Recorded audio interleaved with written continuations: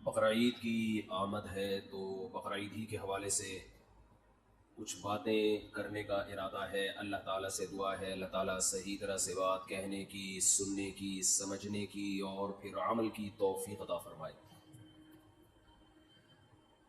کچھ مسائل بیان کرنے کا بھی ارادہ ہے کیونکہ بہت سارے کامن مسائل ہیں جو لوگ بار بار قربانی کے حوالے سے پوچھتے ہیں. تو بقرعید کی جو قربانی ہے وہ اصل میں یہ درس دیتی ہے کہ آپ اپنے آپ کو اسلام کے سپرد کر دیں، اسلام کو اپنے حساب سے چلانے کی کوشش بولو نہ کریں.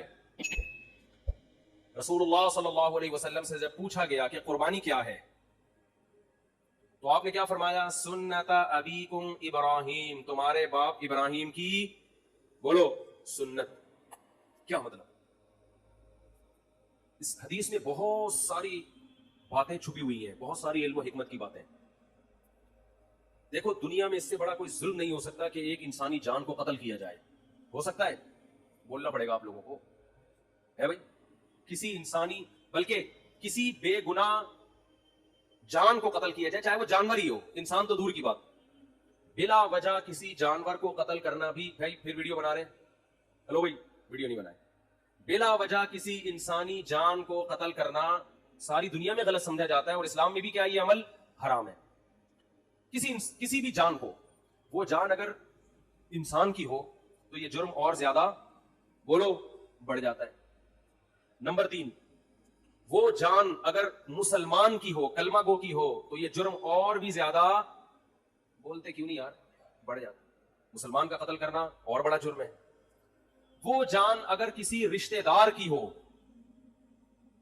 تو اس کا جرم اور زیادہ بڑھ جاتا ہے. رشتہ دار کو قتل کرنا کسی غیر کو قتل کرنے سے زیادہ بڑا جرم ہے. رشتہ داروں میں سب سے مضبوط رشتہ اولاد کا ہوتا ہے. اس کی دلیل یہ ہے کہ آپ کے مرتے ہی سب سے زیادہ وراثت کس کو ملتی ہے؟ اولاد کو. اس لیے اسلام نے سب سے گہرا رشتہ کس کا مانا ہے؟ اولاد کا. تو اولاد کو قتل کرنا قتل کی نوعیت میں اور بھی بڑا جرم. کیا خیال ہے بھائی؟ تو باپ کو حکم دیا جا رہا. اچھا چھٹی بات، اولاد بھی ایسی جو بے قصور ہو. بعض دفعہ اولاد نے کچھ ایسے کام کیے ہوتے ہیں آدمی غصے میں آ کے مار دیتا ہے اس کو، وہ بھی غلط کرتا ہے، قتل تو پھر بھی جائز نہیں ہے. لیکن اولاد اگر کیا ہو، معصوم اور نیک، کوئی قصور نہیں ہے اس کا، اس کو قتل کرنا اور بھی بڑا جرم. پھر وہ اولاد اگر نابالغ ہو تو شریعت میں نابالغوں کے حقوق بالغوں سے زیادہ ہیں. آج تو ان حقوق پر عمل نہیں ہوتا. یہ خوب مسئلہ سمجھ لیں، نابالغ بچے کا مال اس کی پرمیشن سے بھی آپ استعمال نہیں کر سکتے. نابالغ بچہ صدقہ کرے گا تو شریعت میں وہ کالعدم ہے، کیونکہ اس کو یہ حق نہیں ہے کہ اپنا مال کسی کو دے دے. وہ ابھی نہ سمجھے، شریعت نے اس کے تصرفات اور اس کے اس قسم کے افعال کو کالعدم قرار دیا ہے. نابالغ بچہ آپ کو اپنا پلاٹ گفٹ کر دے، شریعت اس کو کالعدم مانتی ہے. کوئی وصیت کر دے، کالعدم. سمجھتے ہو؟ کیونکہ اس کے مال کی حفاظت اور اس. اچھا نابالغ بچے سے آپ کوئی کام بھی نہیں لے سکتے. یہ بہت اہم پوائنٹ کی بات ہے. لوگ خدمت لے رہے ہوتے ہیں نا، وہ بچہ کوئی جا بیٹا یہ لے کر آ، جا بیٹا پانی لے کر آ، جا بیٹا یہ لے کر آ. تو علماء نے یہ مسئلہ بیان کیا ہے کہ نابالغ بچے سے آپ کوئی کسی قسم کی خدمت نہیں لے سکتے. والدین خدمت لے سکتے ہیں، اسی طرح استاذ والدین کی پرمیشن سے اتنی خدمت لے سکتا ہے جس کا تعلق تربیت سے ہو. بہت مشکل ہے بات سمجھانا، بہت مشکل. مثال کے طور پر آپ نے پڑھنے کے لیے اپنا بچہ کسی ٹیچر کے حوالے کیا.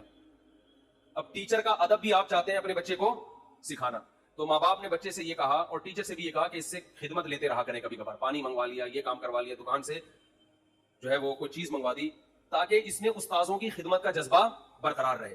تو ٹیچر اس نیت سے اس سے خدمت لے سکتا ہے تاکہ اس میں خدمت کا جذبہ برقرار رہے. اور یہ بھی جب لے سکتا ہے جب بچے کے والدین کی طرف سے ٹیچر کو اس کی پرمیشن بھی ہو، کیونکہ اصل متولی ماں باپ ہے، استاذ نہیں ہے. بہت مشکل ہے یار، کیسے سمجھائیں. تو لیکن آج کیا ہو رہا ہے، بعض اداروں میں بچوں سے محنت مشقت والے کام لیے جاتے ہیں، تو جائز نہیں ہے، ان سے خوب سمجھ لیں. اسی طرح ہنر سکھانے کے لیے بھی بچے سے خدمت لی جا سکتی ہے والدین کی پرمیشن سے. ماں باپ اپنے بچے کو میکینک بنانا چاہتے ہیں تو شو روم میں لے جا کے وہ جو ورک شاپ میں بٹھا دیا، تو وہاں جو بھی استاذ ہے اس سے کہا کہ بھائی اس سے پلک پانا وغیرہ کھلواؤ تاکہ اس کو یہ کام آئے. تو ہنر سکھانے کی نیت سے بھی ٹیچر استاذ وہ نابالغ بچے سے خدمت لے سکتا ہے. کس کی پرمیشن سے؟ ماں باپ کی. مگر اس میں بھی یہ ہے کہ یعنی زیادہ محنت مشقت والے کام اس صورت میں بھی جائز نہیں ہے جس سے وہ تنگ آنا شروع ہو جائے. سمجھتے ہو؟